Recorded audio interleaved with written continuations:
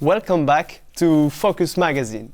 We're a small group of exchange students from all around the world, and today we're diving with you into the challenges of culture shock. Moving to a new country and adapting to a different culture can be difficult, especially when it comes to making new friends. Marina from Germany knows this firsthand. She has worked as an au pair in the US, studied in the Netherlands, completed an exchange in Norway, and now lives in Austria.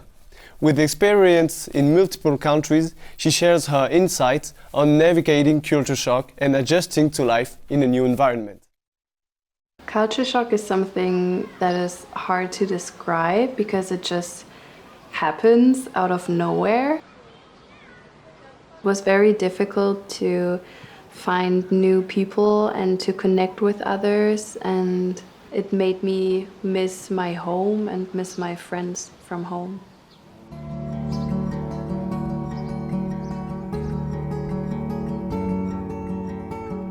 Moving to a new country feels like a big adventure at first. A new city, new surroundings, and a fresh start filled with excitement, endless possibilities, and things to discover. But in no time, reality hits, and what once felt like an adventure quickly turns into a challenge that seems too big to overcome. Marina, 26 from Germany, has lived in various countries around the world. A year ago, she moved to Vienna and shared her culture shock experiences with me. I think it was always very exciting. Studying in the Netherlands or working in Austria hasn't created much of a culture shock since she visited the countries before. But being an au pair in the States and for exchange in Norway, she faced some difficulties. It's kind of like the culture shock because some things in the beginning were very exciting and then it started to be the total opposite. Adjusting to the big city was tough for Marina because local friendships felt shallow. But she soon bonded with other au pairs, easing homesickness and culture shock. In Norway, on the other hand, she struggled with the late sunsets and the town's reserved culture, making it hard to connect as one of the few exchange students. Now in Vienna, Marina works remotely from home and misses how easy and natural it was to make friends as a student. I would say it is difficult to find friends or a new friend group here, and it feels strange because in every other country that I was before, I always had like a group of friends, or if it wasn't like a group, I had people. And in the Netherlands, it was very, very easy. So yeah, it's a bit frustrating kind of that it's so different now here and it takes really time. Getting out of one's comfort zone can be tough, but over time, Marina has learned how to navigate culture shock. She found ways to make new connections and to feel better when loneliness, homesickness was overwhelming.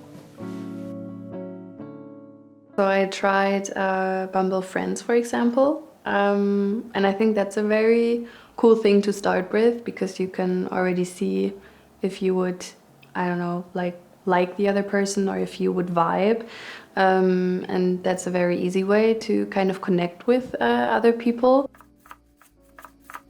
Sometimes when I would feel lonely or be annoyed of the culture, I would also find some German recipes or some dishes, and I would just like cook or bake some of my favorite meals from home. Yeah, because it also made me feel more close to home. I think what would help if you feel like stuck in that feeling of loneliness or experiencing culture shock is to just be aware that it's first normal and that it's also going to get better. You're going to feel more better about yourself, about certain things. You're going to adjust, and it's important to go outside of your comfort zone, to meet people, try new things, and just accept the different culture.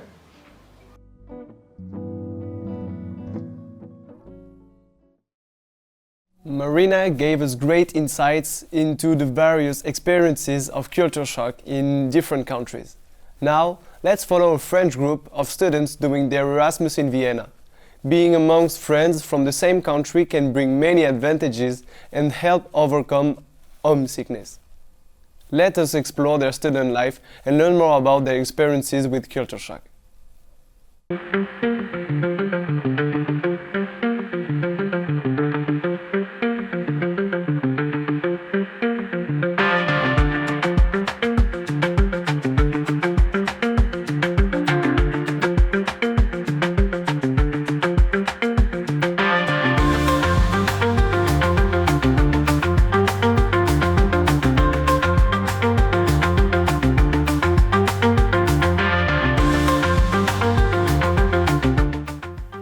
went to a French dinner during their Erasmus, only French-speaking people, and I wanted to know why do they stay between them.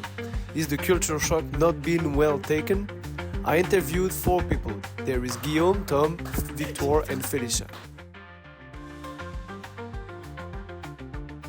Well, I came into the mindset that I really wanted to learn from other cultures and really discover what's out there because it's an Erasmus, so I knew that I was going to meet a lot of different people, but I quickly find that there's a lot of French people, and I just quickly gravitated towards them because it was the easier choice for me. Then I met people like same language as me, so it was then more like easy to me.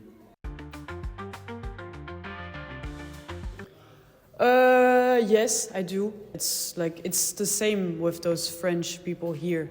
So I'm like, I find the same kind of vibes here, like in France, but then I find them here with the French people. So yeah, I love my Erasmus. Yeah, until now. Yeah, I think I need to work on myself to open more to other cultures for sure. So I would say yes and no. In conclusion, everyone is dealing with their own culture shock differently. Feeling homesick is normal, and in this case, those students found the solution to enjoy their Erasmus, even if it's difficult with the culture shock.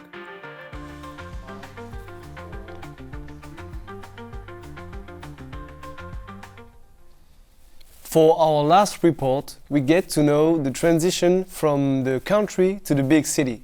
Let's follow Mireia, a young woman from Carlet, Spain, as she begins a new life in Vienna.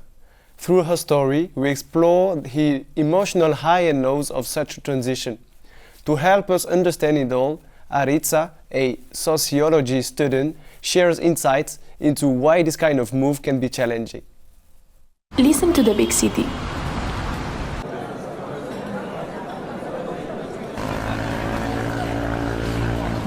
Now, listen to this small town.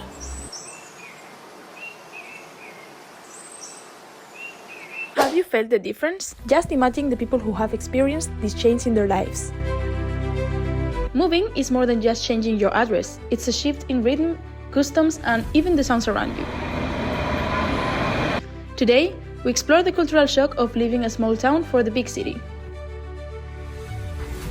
Hello, my name is Aritza and I'm studying sociology. Moving between a city and a small town is real and affects a lot of people. One of the biggest differences is how we socialize in cities and small towns. In cities, people socialize more superficial because there's a lot of people, but experiment a lot of types of friendship. In the small towns, people have more limited friendships, but are more deeper and real. Nowadays, it's all about adaptation. Some people feel like changing is an opportunity in your life, and another people thinks that they don't want to go out of the safe place. Every place has its pros and cons. Adapting isn't easy, but change always brings growth. Is the countryside better than the city? There's no single answer. Only a personal journey that everyone must experience for themselves. Hi, my name is Mireia Zornoza. I'm from Carlet, a town from Valencia. I moved to here, to Vienna. When I arrived, everything was overwhelming. People was walking without looking at each other. The traffic was insane, and I felt like it wasn't my place. When I arrived, the hardest part was the loneliness, because in my town I knew everyone, and here I feel like I was surrounded by thousands of people. But that were the feelings from the beginning. From now it will be very different, because I think I can find something exciting about this Erasmus. In my town it was everything more predictable. Here I have so many options, so many plans, so many things to do with new people. So I think I can find another home in here, and I can learn to find my own rhythm. And you? Could you leave your home for something completely different? Sometimes what we fear most is what helps us grow the most. Today, we learned a lot about culture shock and the difficulties of managing day-to-day life in a completely new city and surrounding.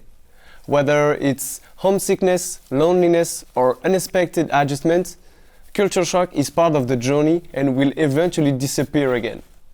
By staying active, spending time with friends, or exploring the new city can be great help to overcome those difficulties. Thank you very much for having joined us on that journey. Until next time.